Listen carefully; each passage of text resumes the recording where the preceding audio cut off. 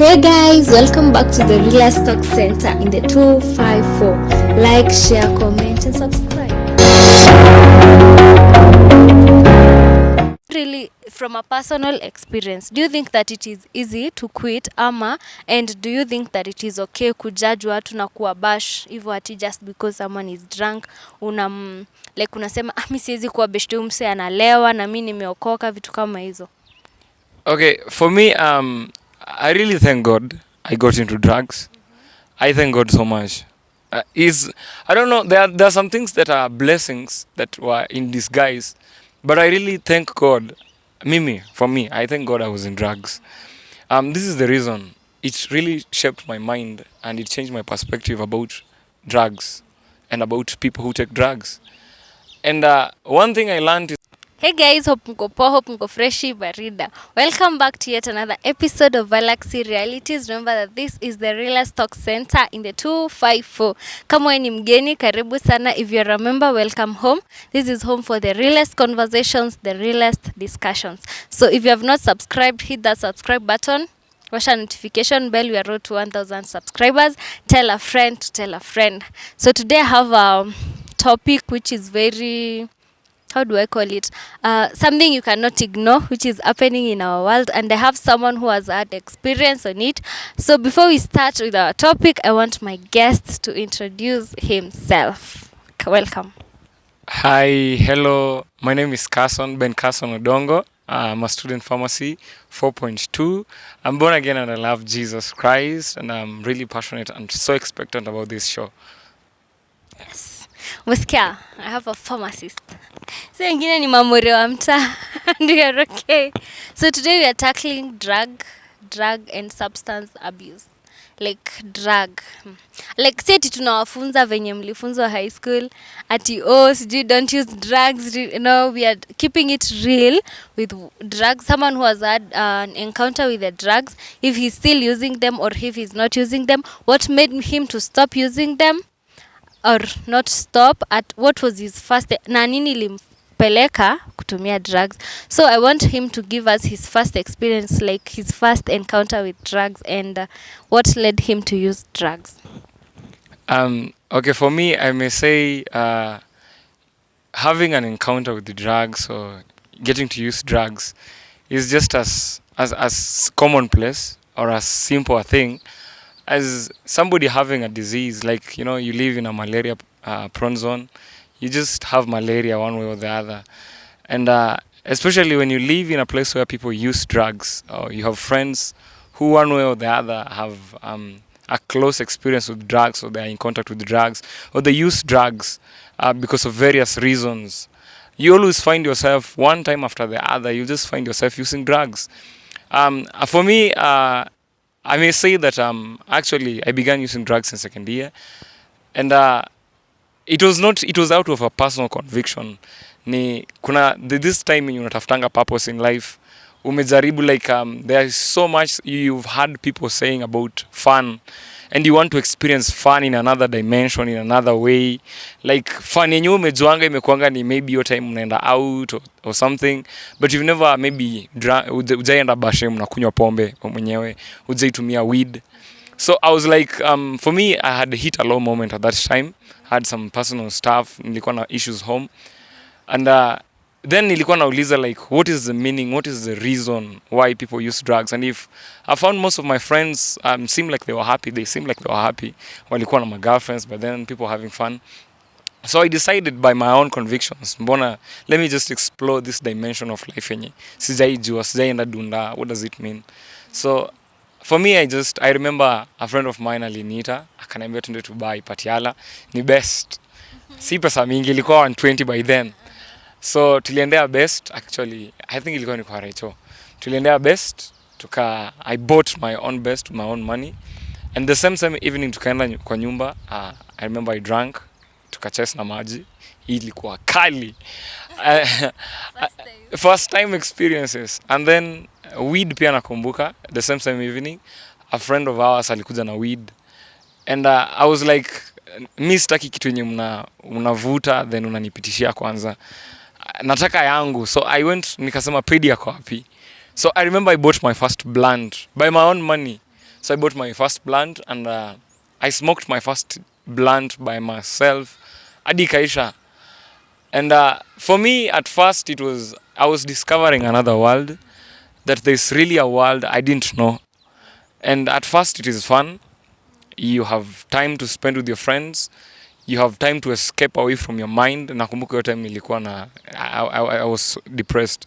So in that low moment, at least kuna ile relief. Yeah, you're running away from yourself, and it gives temporary relief. And I remember it was fun going out, drinking. Na unajua by then, I don't know why drugs nakujanga na madem. Ama madem ni warembo ukitumia drugs. Yeah, but yeah, ladies were so beautiful with the drugs in that time. I remember nikaingia kwa relationships, hizo relationships zenye, you know, you meet in a club, and then relationships are so easy to initiate in a club. Like, hi, yeah, but how's the night taking you? And you guys, you get it down to drinking, and then after that, you're in another relationship. You don't know how it began. So for me, that is my experience, how I began using drugs, and it was out of my own personal conviction, out of circumstances nilikuwa napitia. Yeah. Wow. And it was good. For you, it was good. So for how long did you use the drugs? How long? Yeah, I remember for me, naweza sema I used them, I think, for 2 years or 1.5 years or 2 years. I think 2 years ndo niliacha. Juu by then nilikuja after some time, hiyo time ya COVID. I remember I started in 2019. Then hiyo time ya COVID tulikuja tukatoka tukaendanga home. Then ilikuwa, let me just say, at first, at that time COVID ilikuwa na strike. I think I was so taken into drugs because hiyo time nilikuwa so depressed. Najua COVID ilikuwa na strike pia at then. Like, my parents had actually had issues at home. So there was so much that was going around my life. And I may say by that time, 2020, that was the time it hit me hard. And it was time I used to smoke joint after joint. I used to drink after drink. Hadi besha wangu wale wenye tulikuwa nao tukianza, wenye niliwapata, I remember them walikuwa wananiambianga like, Hassan umezidi. Like, penye unaenda utaenda rehab siku moja. So let me just say it was for 2 years. That is the duration. And okay, the experience was good for that time. So what was your turning point? Ama what made you feel like, acha tu nisare hii kitu? Ama ulienda rehab? Ama what was that thing that made you to turn around from the fun? You said that drugs are fun. They gave you temporarily solution to your problems. So what was your turning point ukamua, acha nisare hii kitu? Okay, as for me, what I may say my turning point was, I remember your time of COVID, when COVID struck, that was in March. You know, school used to define me. I was as a pharmacy student, you know, there's a pride you take in your career, in your coursework, and it gives you some form of meaning and some form of life, you know. Nezenda daro, like I'm having something to keep me busy, something to give me meaning. But when COVID struck, so to go to home, and then I'm just there. My mom and my dad had issues. My dad by then was seriously drinking, and ilikuwa so chronic. And I remember also my brother had some issues. My elder brother, who's the firstborn, alikuwa na issues. So there was a lot of issues at home because of alcohol, my dad's drinking habit. So by then nilikuwa nimehit a low. Like, there's so much happening. I don't have friends. People maybe nazaenda ni kunywa now, just talk to them. I had friends, 3 friends, just Hopkins and Sam. Big up to those friends. Nimekuwa nao for a long time. So I didn't have friends. I didn't have my girlfriend, Roa, and by then we were, at least, kuna some therapy you have, you know, you just talk and there's time you spend time together. So everything had been taken away, and kuna hiyo lockdown, and there's so much uncertainty.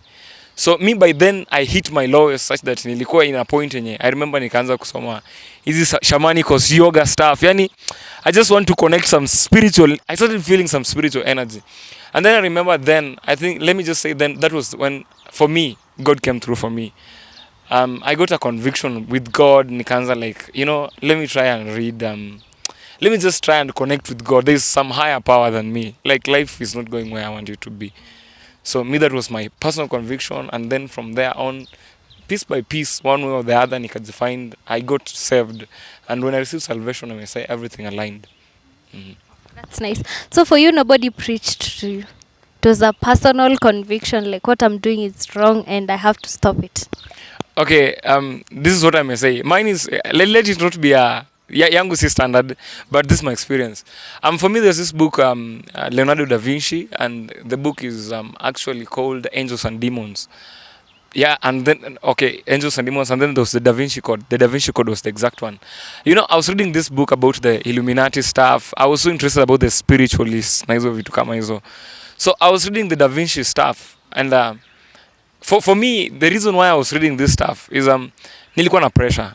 You know, people walikuwa like, I see people hiyo time IG, watu wanakula life IG hiyo time, unajua tuko covid na life imekuchapa, hauna do, but people are having life. So I was just, mimi nilikuwa nataka connect na hii spiritual power. How do people get rich? Hata kani Illuminati, you know, I want to understand. Nataka kuomoka bana. Yeah, so nilikuwa nataka connect, nijue how do people get this stuff and how people live this life. So when I was reading that book, I remember talking about Illuminati stuff. They were talking about, there was a book, and walikuwa nasema this book was the source of all mysteries. So I was interested, like ile kitu unafungwanga book kwa tu, nataka nijue like what is that. So when I was reading the book mwishowe, I got that how Illuminatis and the spiritualists used to read the Bible. Ilinishtua like come on, how. So for me nikasema kama hizi vitu ziko kwa Biblia, then let me go try the Bible. So I was reading hivyo na after a while conviction ina increase, of course, na one or the other, to let me just say, a friend of mine pia akakuza akaniongelesha about God na nini.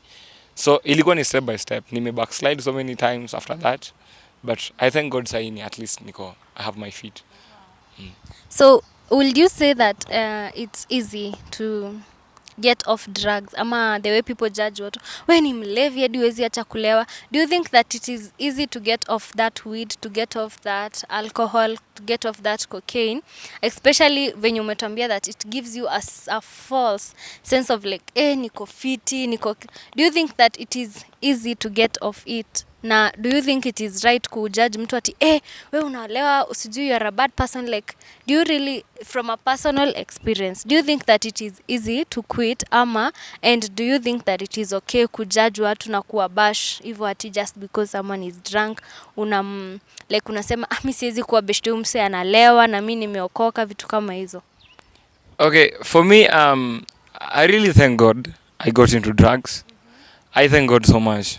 I don't know, there are some things that are blessings that were in disguise, but I really thank God.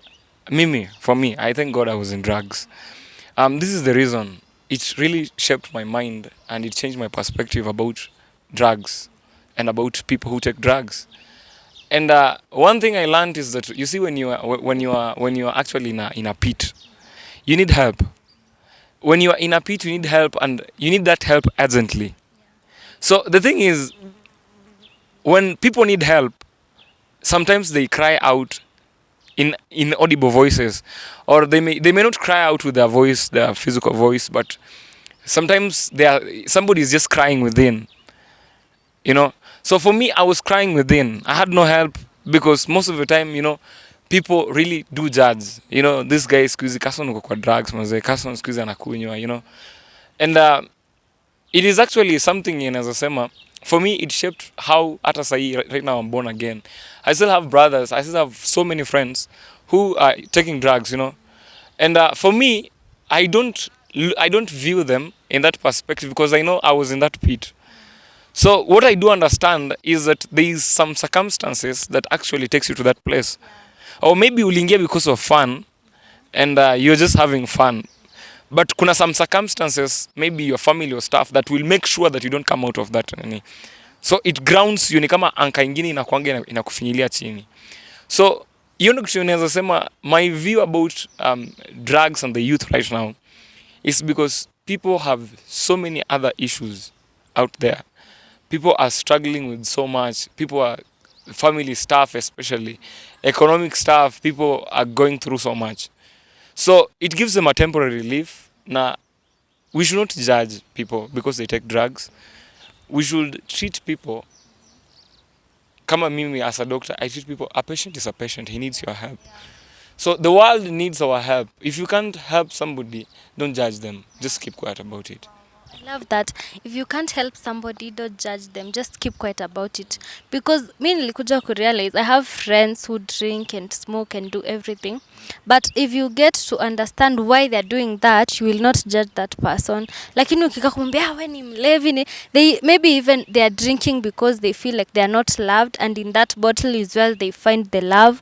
And if I feel like if we stopped judging, tungekuwa very better, a very good place. If I came and understood your situation home, unapitia stress ni nini, and you have no one to talk to, you find that bottle as a friend, then that means that what you need is not judgment. What you need is someone to talk to. I love that. So let me ask you, for example, I'm an addict, I'm into drugs, and I'm trying to get out of that pit, and I need help. As Carson, how would you help somebody in that situation? Or maybe I'm going through traumas of life and I feel like mi nae acha tu nijaribu hii pombe, maybe it will give me peace, itani console. What will you tell those two people?